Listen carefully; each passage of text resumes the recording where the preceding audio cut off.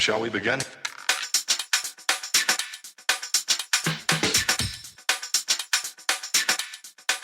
Let's begin now. All right, everybody, welcome back to a brand new episode of the Frankly Francisco podcast. Today, I have a guest who is a well-established author. He has published 22 books, 22, that's right, two, which is amazing because that tells me he has a lot of time on his hand, or he has so much information that he had in his head that he wants to get out, you know, that he's been writing every which way he can. I'd like to introduce everybody to Branch Isole. How are we doing today, Branch? Francisco, how are you today, my brother? Good to be here. I'm good. Listen, so I was very intrigued. One of the subjects that I wanted to talk to you about and we'll get there is the Bible prophecies, because I've always wanted to learn about this stuff. I love history. I love anything to do with history. I'm very open-minded to interpretations of what people perceive when it comes to that, because people have different views on the prophecies that are in the Bible. So, but tell me a little bit about yourself. Tell me how you got into this role of wanting to help people heal, mentally, spiritually. Like, where did this come about for you? Well, I grew up in the 50s and 60s. And after college, I went into the corporate world for about 15 years. I was in sales and marketing. And it wasn't a good fit. I was very successful, but it wasn't fulfilling. So I left that and got into small business entrepreneurship. And over the next 2 decades, I was involved with about 5 different startup companies. And at that point, I decided I wanted to go back to school. And so I was doing some studying, some Bible studying, and I thought, I've got to know more. So I re-enrolled in college, Bible college, and went back to school. And over the next 6 years in my studies, it sort of put me on that spiritual path, both from an academic standpoint, but it allowed me to, dig deeper and how did it apply to me in my life. And so that's how it came about. And so I started writing, my first book was about a spiritual walk, and it's primarily for fallen away Christians or seekers and searchers who are looking for truth in their life. So that was the premise. And the books just kept coming after that. So for the last 25 years, I've been, dedicated all of my time to writing and sharing and teaching and mentoring. So you have a degree from seminary school then, right? I do, yes. And how long did that take you to achieve? Is it 4 years? 6 years. Oh, 6? I have 6 years. Yeah. Well, I wasn't, because I wasn't on campus and I wasn't in, a degree program where I had to get done in time. I was doing it as well as working and, juggling life's activities. So, but I was in no hurry. It was only a degree for me. Actually, I went with the intention of not getting a degree. I just wanted to do some studying, but that wasn't a choice. If you were going to be in the program, you had to be in a degree program. So I got the degree, but that wasn't, my original focus. I have a bachelor's of science in education. I was a public school teacher and then a public school administrator. I was a middle school assistant principal, and that was my first job out of college before I went into sales and marketing. So I've got a postgraduate degree in educational administration, and then I've got a master's in theology. So with the theology, how did that shape? Like, it's crazy to me a little bit, because you go from corporate America to seminary school, you get your degree in theology. How did you, you had to combine the two, didn't you? Because you had to be able to sell your books that you were making. I know you were sending a message, trying to give a message, but you had to eat as well. So how did you balance that? Well, I had a job. My wife and I we lived in Hawaii, and we were caretakers on the estate of a celebrity. And so that was our job. We were all day long taking care of this property, 500-acre ranch. And so that was our job. but because we lived on property and the owner was not there all the time, she lived in California, so she only came, to Maui occasionally. So, I had time. I mean, I had my work a day, but it wasn't like I was clocking in. I could mow the grass, for 2 hours and get that done. And in that time, I could be thinking about my studies or, going over my studies. I controlled my time, and that's what made it possible. I didn't have a regular 9 to 5 kind of job where I had to be some place doing something, at that time. So my day was my own. That gave me flexibility, in my work schedule to do the things that I wanted to do for myself. So typically, 22 books is an amazing accomplishment. How long does it typically take you to actually write a book out from start to your first draft, second draft, you editing, flesh it all out, and then publish? Well, there's 3 steps. One is the writing. That takes about 6 months, 6 to 8 months. I can write a book. Then the editing process starts, and that takes anywhere from 12 to 18 months. So whenever I come out with a book, the plan is a 2-year cycle. And then when it comes out, then you've got all of the business end and the marketing end after that. So, but it's about a 2-year process for each of the books. So your target audience with your books is people of faith, correct? Well, not necessarily. Some are for people of faith. Some are for people who have fallen away from their faith. Some are for people who are seeking and searching, a fulfillment in their life that their life is not giving them at this point. I write for adults, and I write about contemporary situations that explain, expose, and express an underlying lesson or theme that the reader gets from reading the story. These are all pretty short stories for today's reader, so they can get through them pretty quickly. But when they finish the story, the goal is for them to have realized or seen something that they identify with in their own life, but from an angle that they might not have thought about. A lot of it deals with emotions, and how emotionally invested we are in our choices. And with every choice, we have to face a consequence. So that's the process. And it's to take the reader, give them something that they can identify with, that then takes them out of their own situation so that they can see there's an answer here that perhaps I hadn't looked at or thought about. Maybe that gives me a new avenue to pursue to reduce some of the stress, the struggle, the conflict, in my life. So essentially, you're inspiring people, but you're doing it in such a way where they figure out themselves, what they're missing in their life with your works. I mean, I think that's a beautiful. I think that's a beautiful thing. I think you're giving people an opportunity to find themselves without ramming it down their throat. They have to figure it out on their own, and they have to see how they can relate to the story that they're reading, which is fantastic. It's a great way to go about it, and especially with today's, and the fact that you say these are short stories is even better. Because we talked about it earlier, people's attention spans, it's hard to hold some of these people's attention spans. And shorter stories, but poignant shorter stories, can help a lot of people because they can focus on, hey, I can relate to this. This is something that I can, might help me. We're locked in, and I think it's a good thing. Well, you hit the nail on the head. That's exactly the process, and that's exactly the intent. Give the reader something they can identify with, get through quickly, and then spend as much time as they desire or they need to really process what they've read, what it meant, how it applies to them. So I know you got your theology. I'm sorry, theology, correct? Correct. So Yep. you never thought about being a preacher? You never thought about, having your own congregation? Because there's a lot of people who go into getting their theology, going to seminary school to become a preacher, have their own flock and, start their own church. But you went the opposite way with that.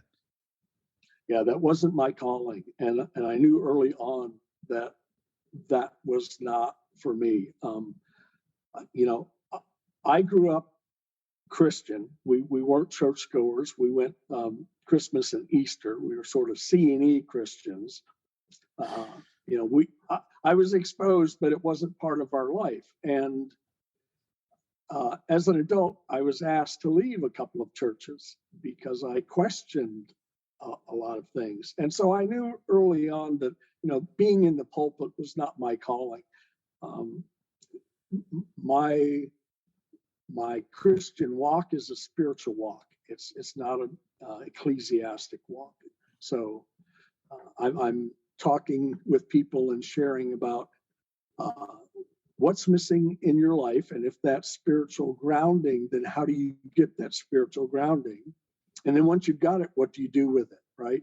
It's got to be part of your life, and it's got to be something that helps you through life, helps you grow, helps you see the truth in your life and in your world. And once that you see that and you understand it because of your spiritual grounding, that balance that's missing for a lot of people is established. And once that balance is there, you start to see your purpose in the world and in your family and in your community and in your neighborhood. And once we know what our purpose is, then the path is self-evident, and you automatically become a better person, a better husband, a better father, a better, you know, individual at work.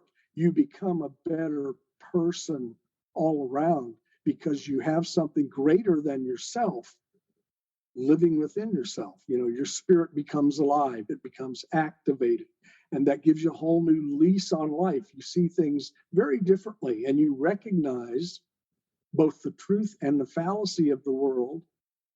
And once you recognize it, it's easy for you to, you know, shun the negative or let the old baggage go. You can become a new person because you've got this new balance. You've balanced out your human part with your spiritual part.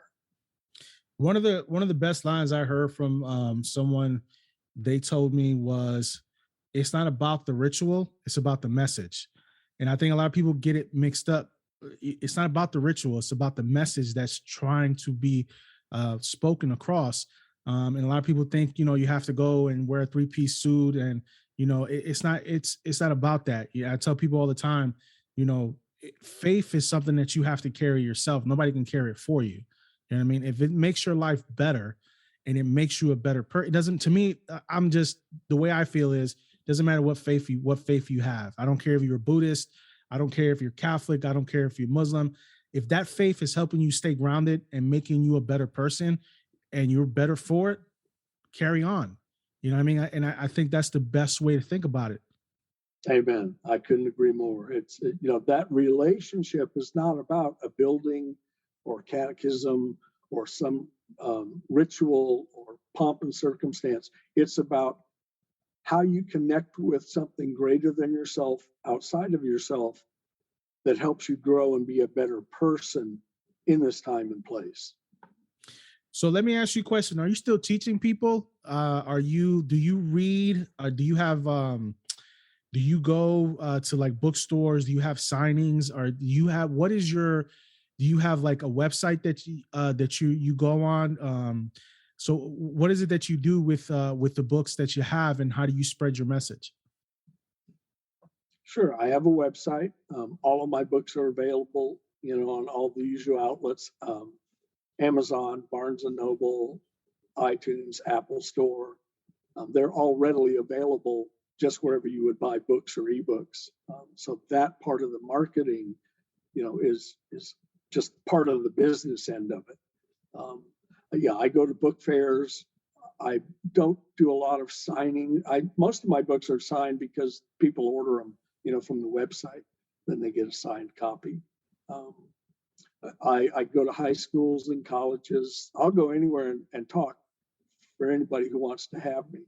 You know, that's the goal. That's the job, is to share with people how to overcome the conflict and the stress that you're experiencing in life by looking at another avenue that you have available to you.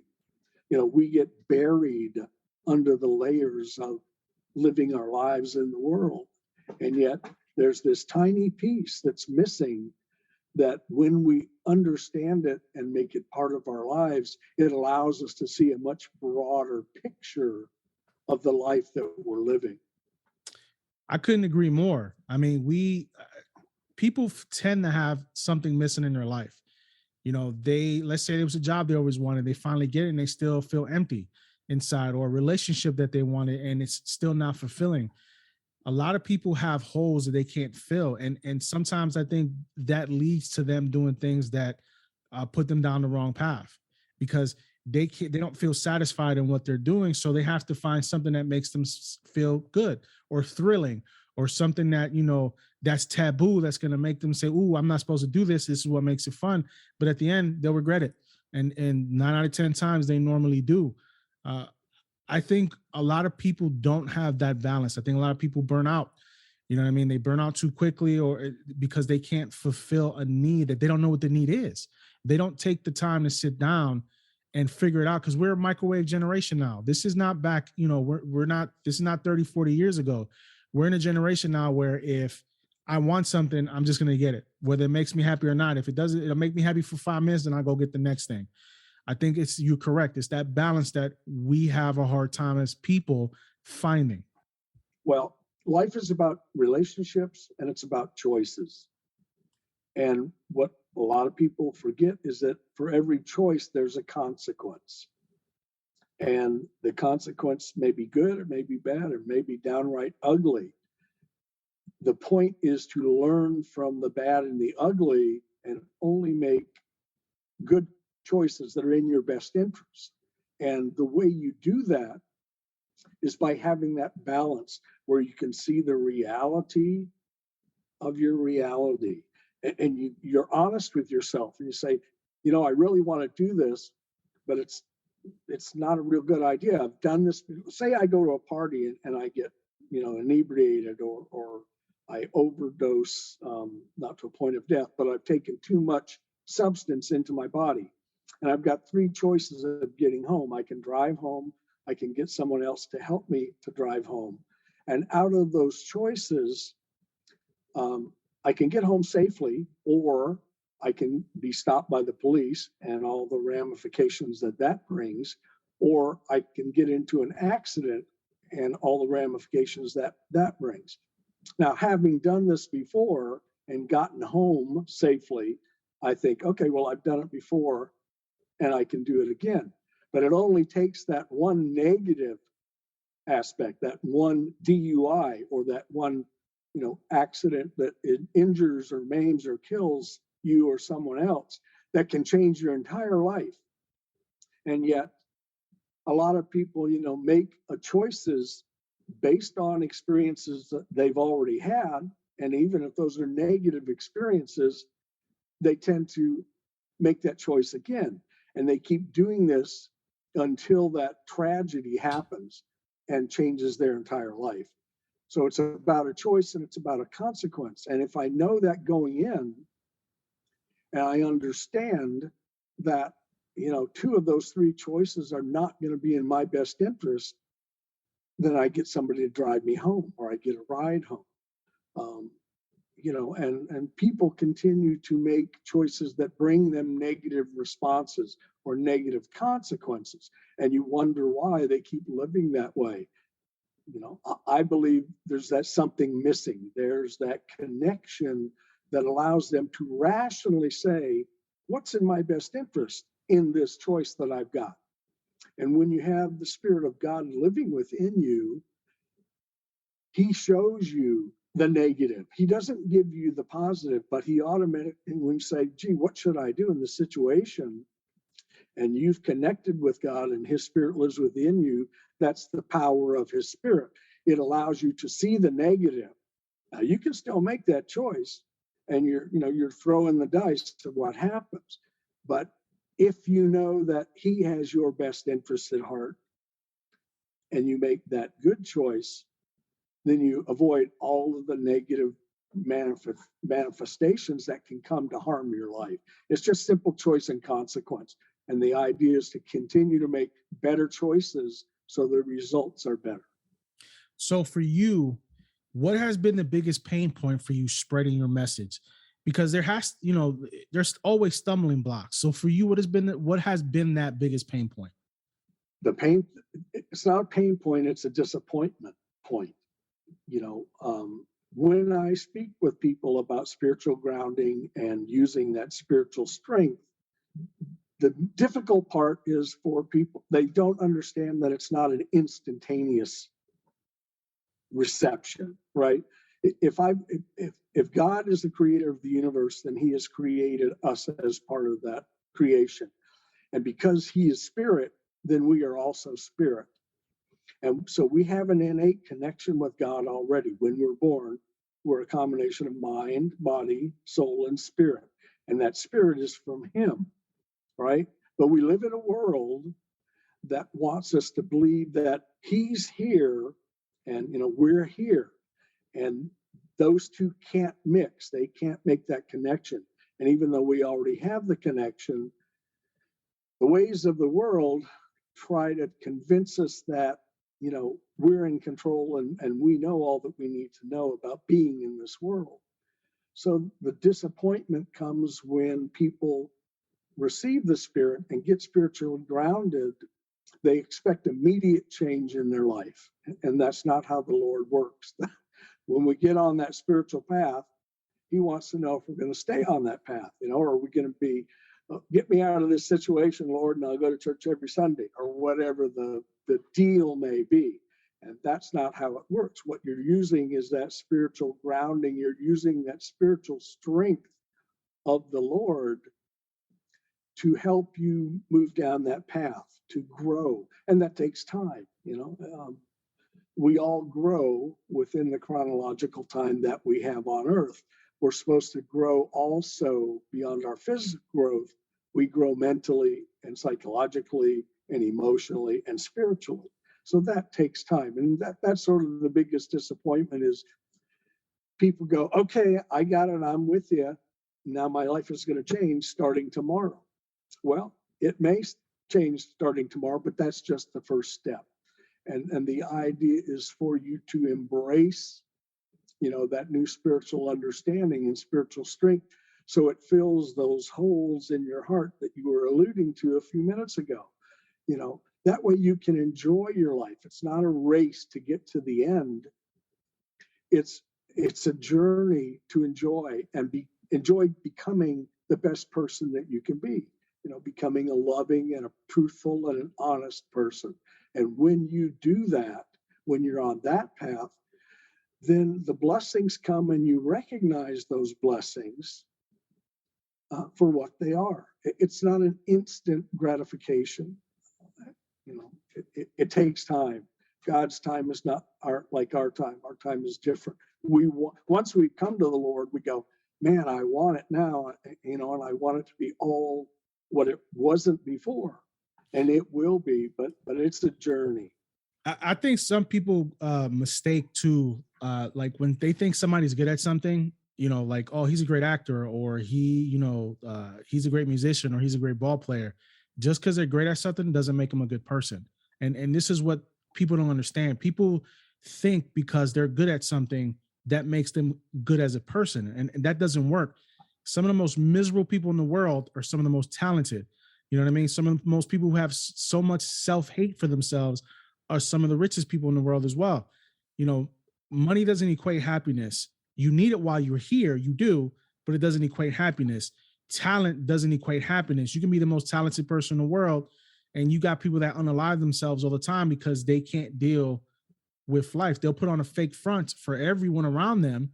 You know what I mean? It's all happy-go-lucky, but in their own world, like you said, something is missing and they can't fill. Look at Anthony Bourdain for one. You know what I mean? The guy was great at what he did, but he had inner demons that he couldn't handle, and he unalived himself. So I think you're right. I think people don't know how to deal with certain things, and they manifest all the negative in their life. And then once that manifests, it's hard to put it back in the box and, not deal with it. And a lot of these guys can't deal with it once it comes up. Well, we all have struggles. That's part of life. You don't get away from that. It's how you handle the struggles. to get to the very top of your industry or your endeavor, whatever that might be, sports, business, entertainment, when you get to the top, it's very time consuming, it's very demanding, and you have to carry a lot of people on your payroll. And for every one of those actions and those people and those events and all of the things that you're involved with in trying to keep that momentum and that being on top, to keep that going, it is difficult. It's a difficult lifestyle. And we can't escape, you know, we can't escape our demons if we allow them to be with us. And so those, you read and see a lot of stories of people who are very successful and end up having a good fall or big fall. And how they recover is the key. Can they get through it, reinvent themselves, and keep going? And the fact is, most of them can't. You can pick any celebrity or any well-known person, especially in the arts and entertainment, and eventually that lifestyle, you either burn out or you blow up. You can't stay on top indefinitely, and the struggle to stay on top indefinitely, takes a lot of mental energy, and it's just very difficult. You see the ones who make it are the ones who are balanced. Again, yes, they've got an endeavor, they've got an industry, they've got a skill that brings them a living, but they also have a family. They also contribute, to something in their life. They are outside of themselves, and so that balance gives them what they need to continue to go. Look at the Rolling Stones. Those guys have been doing it for 50 years and they're still going. But, if you knew the backstory, it hasn't all been lots of money and lots of celebrity. They have issues that they have to deal with in their lives too. We see the facade, we see, what the media wants to present. It's only when we see the backstory that we see how much struggle, their life has been and what it's cost them on that journey. You can't buy happiness. You said it. Money won't get you happiness. There's nothing that will fulfill your heart like a spiritual relationship. The problem is you won't know that until you're on that path. And that's the obstacle. Everybody wants to be on the path, but they want it to work for them. They don't want to do the work. And when you're on the path and you see, this is the whole point, you see truth. When you recognize truth, then you recognize the fabrications and the lies. And when you have that recognition, you have the power to keep the lies and the fabrications out of your life. And that's what that balance gives you.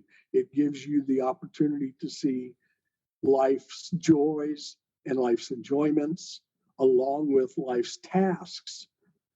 You don't become overwhelmed with the world's ways. They have their part and their partition and their purpose, but you're no longer under their control. You've got the balance you need to see the reality of your reality. So for me, like everybody, like I said, everybody carries their own dark side. Like it's dark and light, and I have to find that balance, because there's a lot of darkness in my in my family and a lot of things that I grew up with that you can't, that'll never go away. You just have to learn how to balance it. And my family balanced it out. My wife, my kids, wanting a bright future for them is what helps me balance myself. Sometimes the dark creeps in a little bit more than the light, but then I have to, bring myself back, because I can get lost in it, just like a lot of people can. But I know that I have to stay in the middle, because my family needs me, my wife needs me, my kids need me, I need them. So to me, I get it. It can be hard sometimes, but if you have something worth fighting for, if you have something that is there and is present for you, you have a purpose. And my family's my purpose. Well, that's it. You said it. You have a purpose.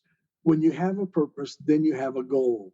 And when you have a goal, you know, and you can visualize that goal, then you can find out, what do I need to do to make that happen? This is the whole point of, self-help, is I want to be in a different place, and I want to enjoy and reap the blessings and rewards of that place.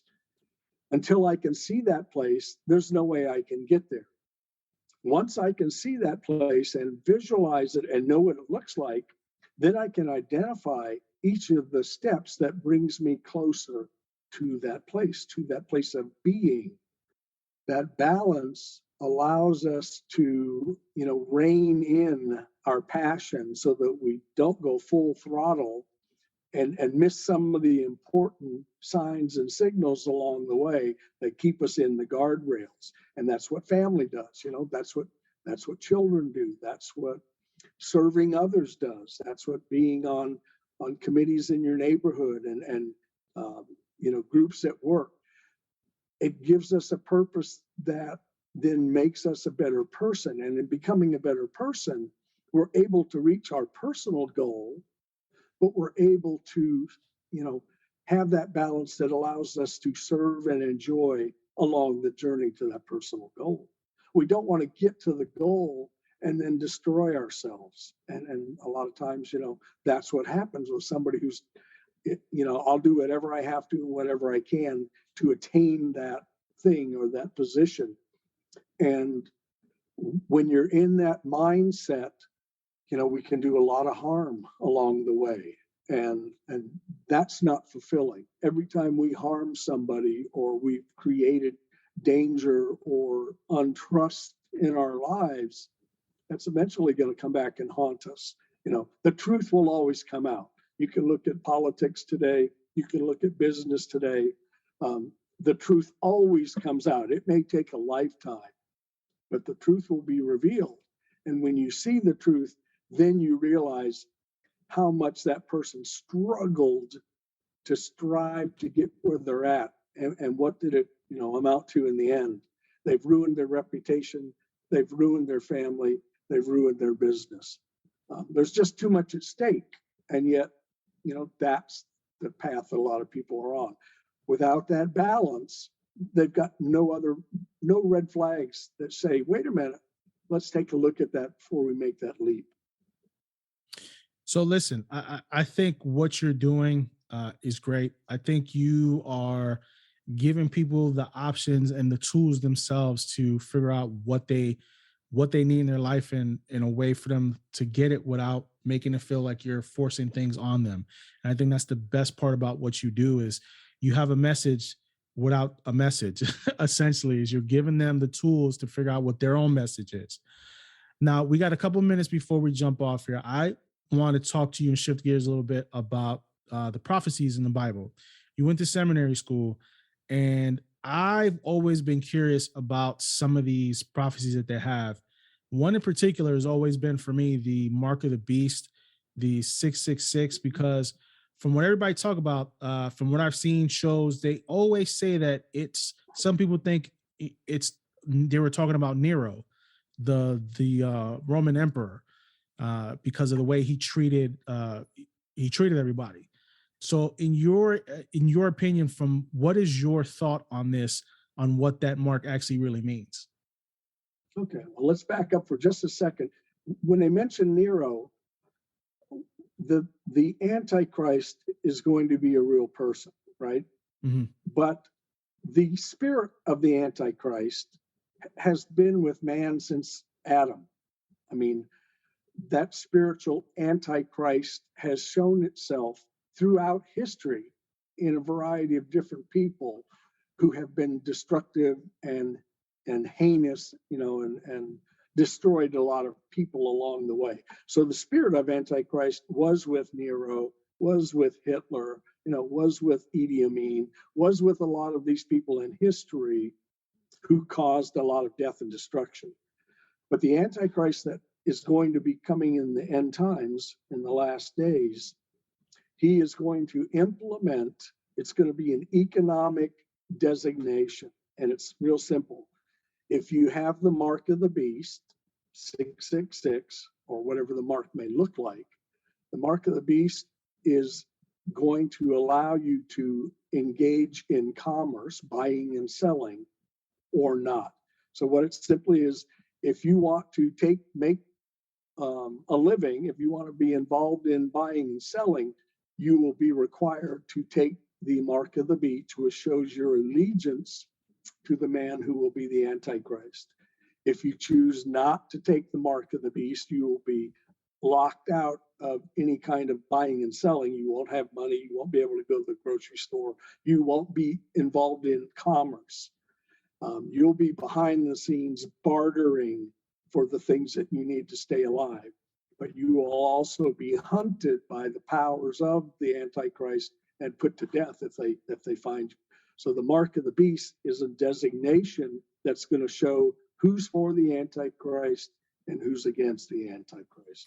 So speaking of that, a lot of people think there's a company in Sweden that is implanting chips in people's hands where they're able to buy everything that they need and just by the wave of their hand, or just a lot of people think that's the start, because once that chip gets implanted, these people are voluntarily letting these chips get put in their hands, which to me I find crazy. Like, why would you do that? That's one of those crazy things in the world. Yeah, whether it's a chip or a tattoo or, I don't know what the actual method will be, but there will be some kind of identifying mark or tracking device, something that will allow you to participate in the economy. Without that tattoo or chip or whatever it is, without that designation, you basically won't be able to buy and sell anything. That's, the control of the economy and the control of the military is the way that you can have world domination. And there will come a time when, people will be clamoring for somebody to step up and make all this craziness that's happening go away. And there will be a man who will step up and do just that. But it will be very costly. So listen, I mean, I could talk to you all day.